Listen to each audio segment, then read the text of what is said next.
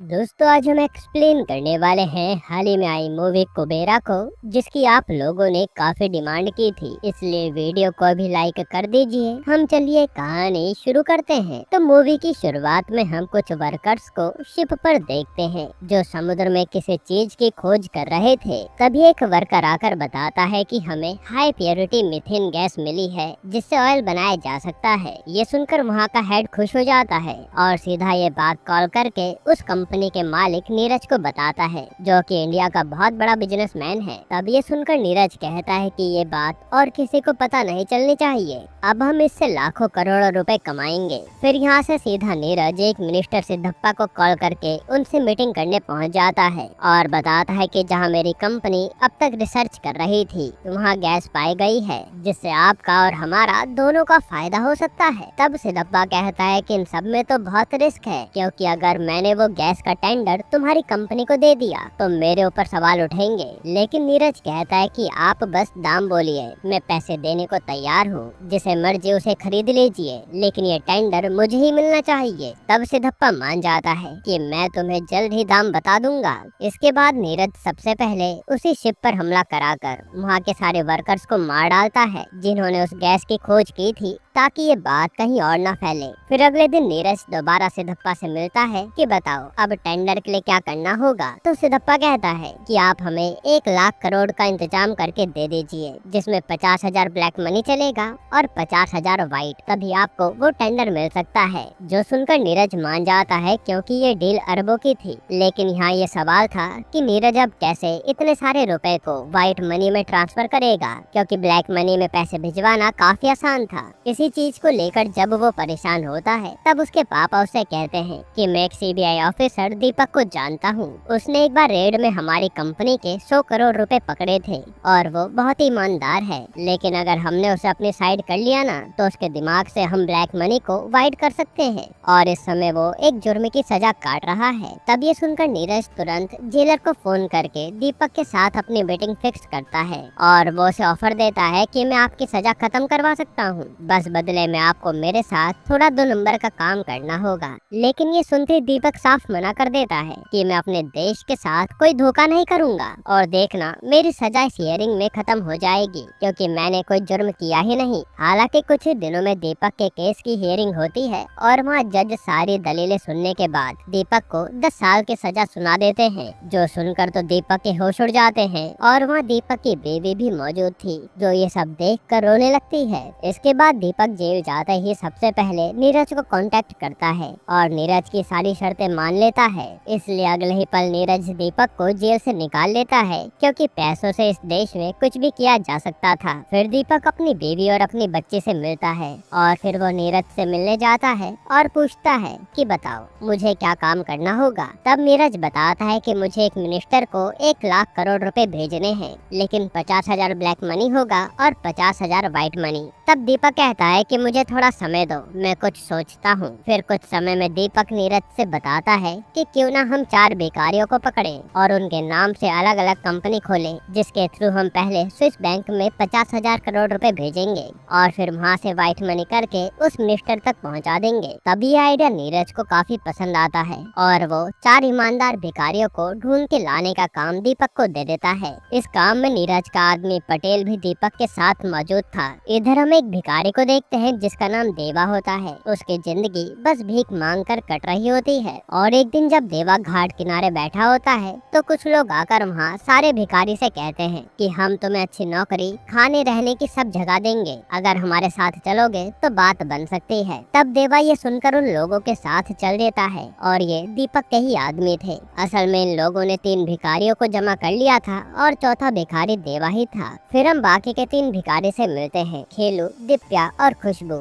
जो कि प्रेग्नेंट थी। यहाँ देवा इन तीनों से मिलता है और खुश हो जाता है कि चलो उसके जैसे कुछ लोग तो यहाँ पर हैं। फिर वहाँ दीपक आता है जो इन लोगों से काफी अच्छे से बात करता है और यहाँ देवा को कहीं ना कहीं लगने लगा था कि दीपक इन लोगों के भले के लिए काम कर रहा है। इसलिए दीपक जो भी कह रहा था देवा वो सब बड़े ध्यान से सुन रहा था। यहाँ हमें ये भी पता चलता है कि देवा की याददाश्त काफी तेज है। भले ही वो पढ़ा लिखा नहीं है, लेकिन कोई भी चीज उसे याद हो जाए तो वो कभी भूलता नहीं। खैर फिर यहाँ दीपक इन चारों लोगों को अमीरों के स्टाइल में कैसे रहना है ये सब सिखाना शुरू कर देता है, क्योंकि आगे इन्हीं के नाम से दीपक कंपनी खोलेगा और पैसे स्विस बैंक के जरिए इंडिया में व्हाइट मनी बनाकर लाएगा। जिसके बाद इन लोगों की ट्रेनिंग शुरू हो जाती है और कुछ ही दिनों में ये लोग प्रॉपर बिजनेसमैन लगने लगे थे। फिर इनके नाम से कंपनी भी खुलवा दी जाती है और अब हर भिखारी के अकाउंट में 10,000 करोड़ रुपए डलवा दिए गए थे। इसी दौरान 50,000 करोड़ रुपए जो ब्लैक मनी में देने थे वो कार में भर भर कर दीपक मिनिस्टर तक पहुंचा देता है।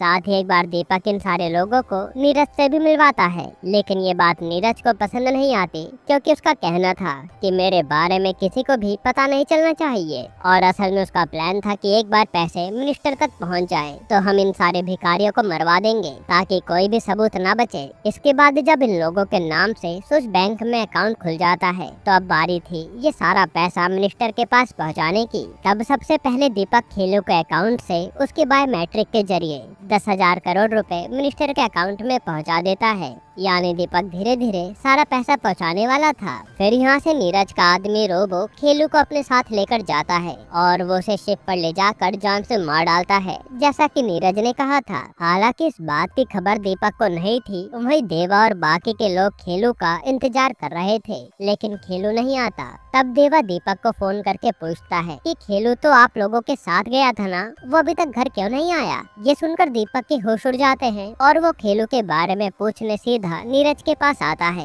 कि तुम लोगों ने खेलू के साथ क्या किया। तो नीरज कहता है कि वो तो मारा गया, क्योंकि मैं कोई सबूत नहीं छोड़ सकता। जो सुनकर दीपक मना कर देता है कि मैं ये काम नहीं करूँगा, लेकिन नीरज कहता है कि अगर ऐसा है तो तुम्हें वापस जेल जाना होगा और अपने बेबी बच्ची के बारे में सोच लो, बिना बाप के उनका क्या हाल होगा। जो सुनकर दीपक शांत हो जाता है कि ठीक है, जैसा कहोगे मैं कर दूंगा। हालांकि दीपक का आगे कुछ भी करने का मन नहीं था। इसके बाद कुछ ही दिनों में दिव्या के अकाउंट से भी ये लोग पैसे ट्रांसफर कर देते हैं और फिर यहाँ से रोबो दिव्या को ले जाकर जान से मार डालता है। अब ये सब देखकर देवा भी हैरान था कि यहाँ से जाने वाला इंसान लौट कर नहीं आता, पर वो ये बात शेयर करता भी तो किससे। हालांकि इस दौरान देवा की दोस्ती खुशबू से हो गई थी। फिर एक रात रोबो जो इन भिखारियों पर नजर रखता था वो ज्यादा ड्रिंक कर लेता है और इसी कारण वो खुशबू के साथ जबरदस्ती करने की कोशिश भी करता है। तब देवा आकर खुशबू को बचाता है और रोबो को दूर फेंक कर मारता है। फिर वो खुशबू के साथ वही वॉशरूम में छुप जाता है। खैर फिर अगले दिन जब दीपक देवा को लेने आता है तो जाकर देवा वो दरवाजा खोलता है,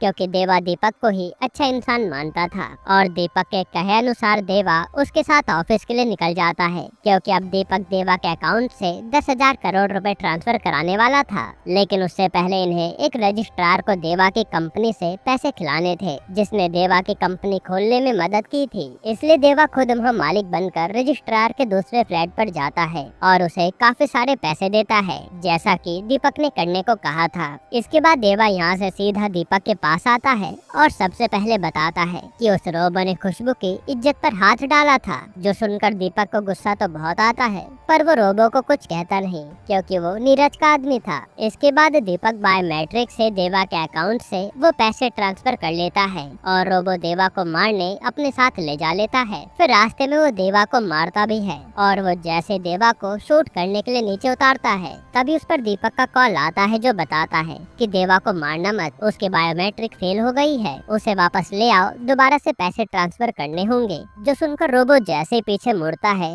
देवा को ले जाने के लिए, तो पता चलता है कि देवा तो यहाँ से भाग चुका है, जो देखकर उसके होश उड़ जाते हैं। इधर हम देवा को देखते हैं जो भागते भागते एक रेलवे स्टेशन पर आ जाता है और वहीं बैठ जाता है। तभी उसे एक लड़की दिखती है जो बस रोए जा रही थी। असल में वो अपना घर छोड़कर एक लड़के के लिए मुंबई आई थी, लेकिन वो लड़का तो इस लड़की के लिए आया ही नहीं, यानी उसने धोखा दे दिया। और यहाँ पता चलता है कि उस लड़की का नाम समीरा है। तभी माँ देवा एकदम से चक्कर खाकर गिर जाता है और वो किसी एंगल से भिखारी नहीं लग रहा था, तो समीरा आकर उसकी मदद करती है। और जब देवा भूख का नाम लेता है तो वो उसे खाने के लिए चॉकलेट भी देती है। फिर वो अपनी एक फ्रेंड को कॉल करके सारी कहानी बताती है कि अब मैं घर से भाग आई हूँ तो वापस भी नहीं जा सकती, ऐसे में क्या करूँ। तब उसकी सहेली कहती है कि अभी तू मेरे घर आ जा, बाद में देखते हैं कि क्या करना है। तब यहाँ से समीरा जैसे ही जाने लगती है तो देवा भी उसके पीछे पीछे चलने लगता है और वो कहता है कि मुझे अपना फोन दे दो, मुझे बस अपने सर को कॉल करना है और वो मुझे आकर ले जा लेंगे। असल में देवा को लग रहा था कि ये रोबो ही बेकार इंसान है और दीपक उसे बचा लेगा, इसलिए वो सीधा दीपक का नंबर याद करके उसे कॉल लगाता है। लेकिन दीपक तो खुद देवा को ढूंढने में बिजी था, इसलिए वो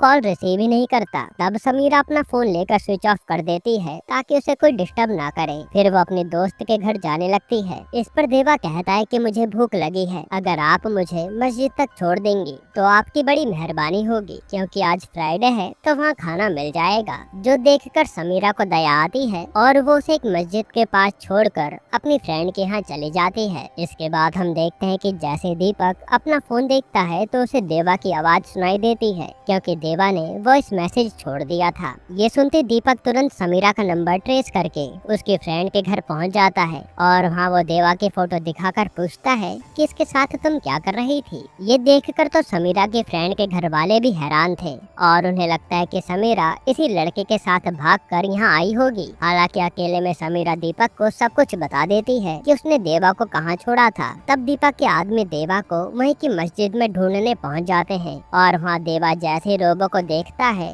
तो वो आधा खाना खाकर ही समुद्र में कूद जाता है। फिर अगले दिन जब देवा को होश आता है तो वो समुद्र किनारे पड़ा था और वो इधर उधर भटकने लगता है। इधर समीरा की फ्रेंड के घर वालों ने भी उसे घर से निकाल दिया था कि ना जाने ये लड़की क्या कांड करके भागी होगी। और जब समीरा अपने लिए हॉस्टल ढूंढ रही होती है तभी उसे देवा मिलता है, जो फिर से उसके पीछे पड़ जाता है कि मैडम मेरी मदद कर दो, लेकिन समीरा तो उसे भगा देती है। इधर दीपक पर नीरज का कॉल आता है जो कहता है कि कैसे भी करके सारे पैसे जल्दी ट्रांसफर करो, ये काम मेरी सरदर्दी बन गया है। तब दीपक खुशबू को पैसे ट्रांसफर करने के लिए बुलाता है और ये काम होने के बाद शायद खुशबू को भी मार दिया जाता है। हालांकि दीपक अंदर ही अंदर घुटे जा रहा था कि उसने गलत आदमी से हाथ मिला लिया। इसके बाद देवा एक रात दीपक से मिलने दोबारा उसी जगह पर आता है जहाँ उसे रखा गया था। तब वहाँ उसे देखकर गार्ड तुरंत दीपक को कॉल कर देते हैं और देवा को भी लग रहा था कि दीपक आते ही सब संभाल लेगा। लेकिन जैसे दीपक आता है तो देवा देखता है कि उसके साथ रोबो भी है।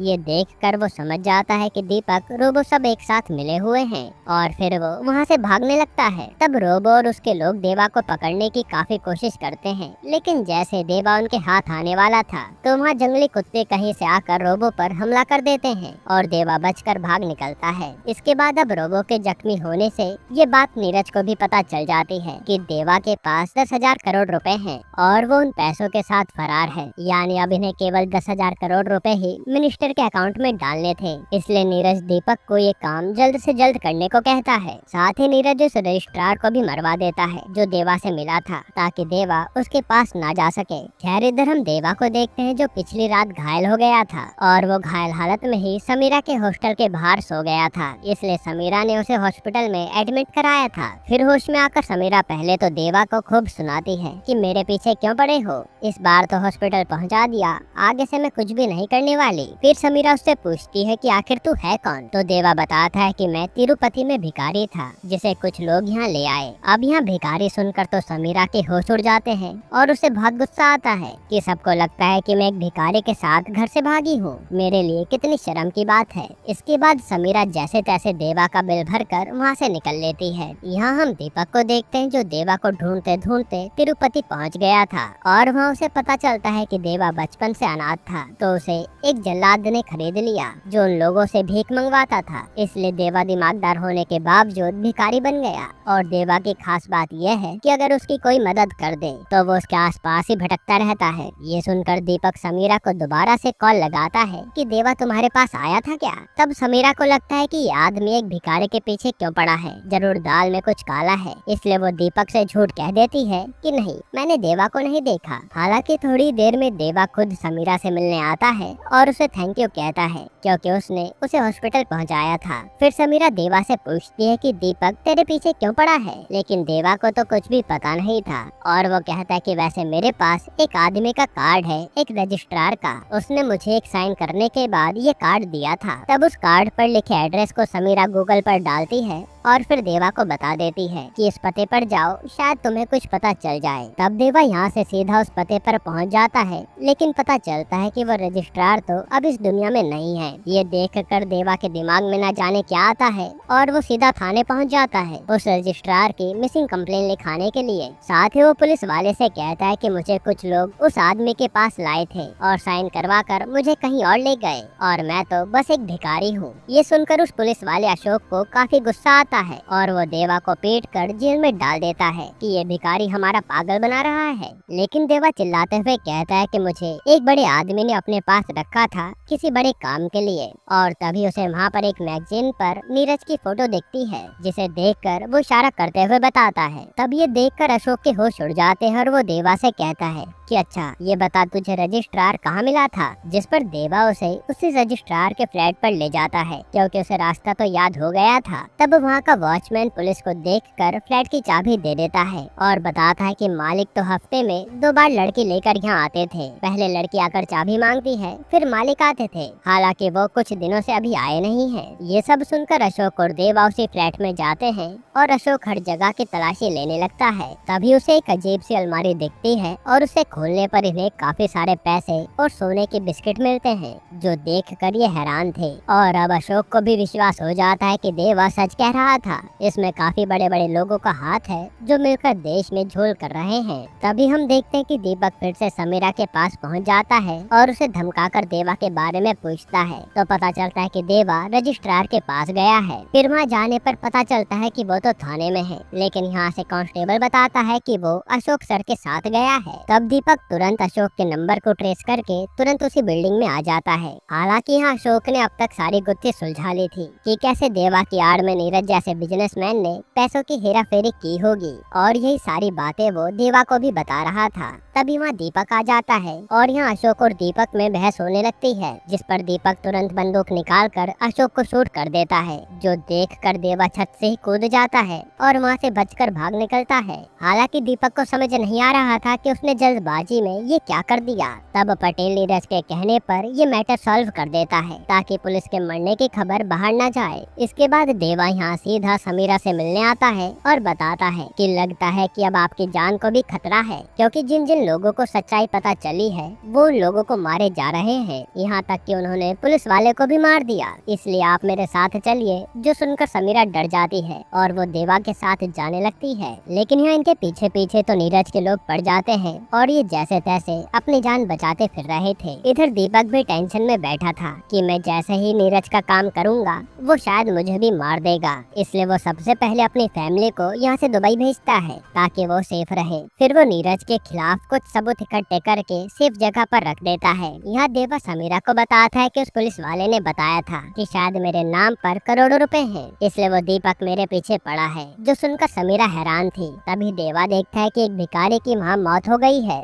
जिसे कुत्ते की वैन में डालकर ले जा रहे थे। लेकिन देवा को दया आ जाती है और वो कहता है कि मैं इसे अच्छे से विदा करूंगा, इसलिए वो तुरंत समीरा को लेकर उस रजिस्ट्रार के फ्लैट पर जाता है और समीरा के जरिए उस वॉचमैन से चाबी मंगवाता है, ये कहकर कि रजिस्ट्रार जल्द ही फ्लैट पर आने वाले हैं। जिसके बाद फ्लैट में जाकर देवा पैसे निकालता है और यह इतना सारा पैसा और सोना देखकर तो समीरा भी हैरान थी। पर यहाँ देवा थोड़े ही पैसे लेता है और फिर उस भिखारी का अंतिम संस्कार पूरे रीति रिवाज से करता है, जो देखकर समीरा भी हैरान थी कि इतने सारे पैसों में से इसने केवल इतने ही लिए। फिर उन्हीं पैसों में से देवा कई सारे भिखारियों की मदद करता है और अब देवा को लगने लगा था कि अगर जो उसके नाम पर पैसा है वो उसे मिल जाए तो ना जाने वो कितने भिखारियों की मदद कर पाएगा। इसलिए अब वो सोच लेता है कि वो अपने नाम हुआ सारा पैसा अपने पास ही रखेगा। इधर दीपक और नीरज टेंशन में बैठे थे कि ये लोग उस देवा का क्या करें, क्योंकि इन्हें केवल 10,000 करोड़ रुपए चाहिए ये डील कंप्लीट करने के लिए। तभी देवा का दीपक पर कॉल आता है, जो कहता है कि सर मुझे मेरे नाम के सारे पैसे चाहिए।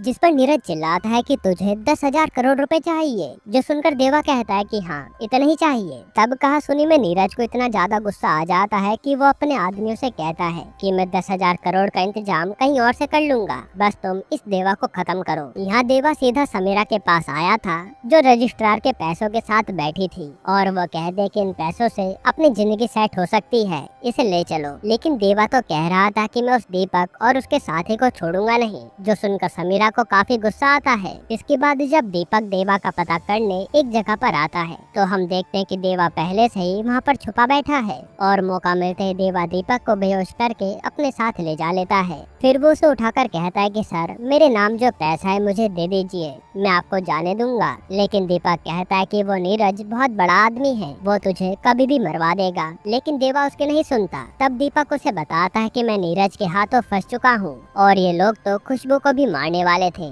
लेकिन मैंने खुशबू को बचा लिया था। अब यहाँ खुशबू का नाम सुनते ही देवा दीपक की बात मान लेता है और कहता है कि चलो पहले मुझे खुशबू से मिलना है। तब दीपक देवा को अपने साथ एक हॉस्टल में ले जाता है जहाँ उसे खुशबू मिलती है। ये देखकर देवा बहुत खुश होता है। फिर खुशबू बताते है कि मेरी 5-6 दिनों में डिलीवरी भी होने वाली है और मैं अब माँ बनूंगी। लेकिन तभी वहाँ दीपक के पीछे पीछे नीरज के लोग भी आ जाते हैं और हमला करना शुरू कर देते हैं, जिन्हें देखकर दीपक खुशबू, देवा और समीरा को वहाँ से भगा देता है। लेकिन इस दौरान उसे काफी सारी गोली लग जाती है, हालांकि उसने यहाँ आए सारे लोगों को मार डाला था। तभी वहाँ खुशबू की डिलीवरी का टाइम आ जाता है और वो एक बच्चे को जन्म देकर भगवान को प्यारी हो जाती है, जो देखकर दीपक को सुकून मिलता है कि उसने खुशबू के बच्चे की जान तो बचा ली। फिर मरने से पहले दीपक देवा को बताता है कि मैंने एक बैग में नीरज के खिलाफ सबूत रखे हैं, उसका इस्तेमाल करो। ये कहकर दीपक मर जाता है। अब यहाँ से देवा सबसे पहले उस अड्डे पर जाता है जिसके बारे में दीपक ने बताया था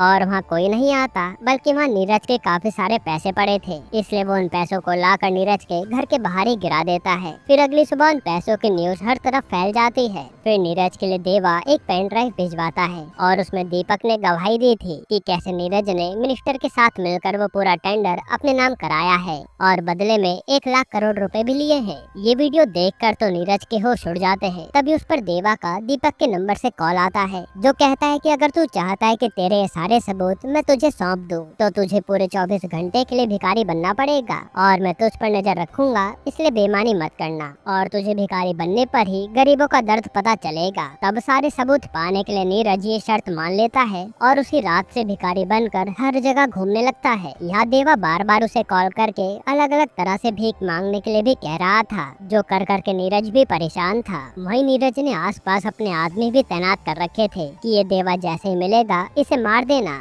लेकिन देवा इनके हाथ ही नहीं आता। फिर मौका मिलते देवा नीरज को उठा लेता है और कूड़े के ढेर में लाकर कहता है कि तूने एक भी अच्छा काम नहीं किया। तब नीरज कहता है कि मुझे अच्छा काम करना भी नहीं है, मुझे बस वो पेन ड्राइव दे दे, मैं यहाँ से चला जाऊंगा और बदले में तुझे जो चाहिए बता, मैं देने को तैयार हूँ। इस पर देवा कहता है कि खुशबू को लौटा दे जिसे तेरे आदमी ने मार डाला। ये सुनकर नीरज देवा को मारने लगता है कि पेन ड्राइव दे दे। अब यहाँ हाथापाई में देवा नीरज के गले में एक चाकू मार देता है, जिससे नीरज की यही मौत हो जाती है। और समीरा ये देखकर कहती है कि ऐसे राक्षस का मरना तो तय ही था। जिसके बाद देवा और समीरा खुशबू की बच्ची के साथ वहाँ से चले जाते हैं और ये मूवी यहीं पर खत्म होती है। यानी अब देवा के पास पूरे 10,000 करोड़ रुपए थे, बस अब उसे ये सोचना है कि वो इतने सारे पैसे निकालेगा कैसे। दोस्तों, आपको ये मूवी कैसी लगी हमें कमेंट में जरूर बताइएगा। और अगर आपको मैं छोटा सा रिव्यू दूं तो ये मूवी बहुत ही अमेजिंग है, जो आपको थोड़ी भी देर बोर नहीं होने देती। और धनुष ने इस मूवी में जो परफॉर्मेंस दी है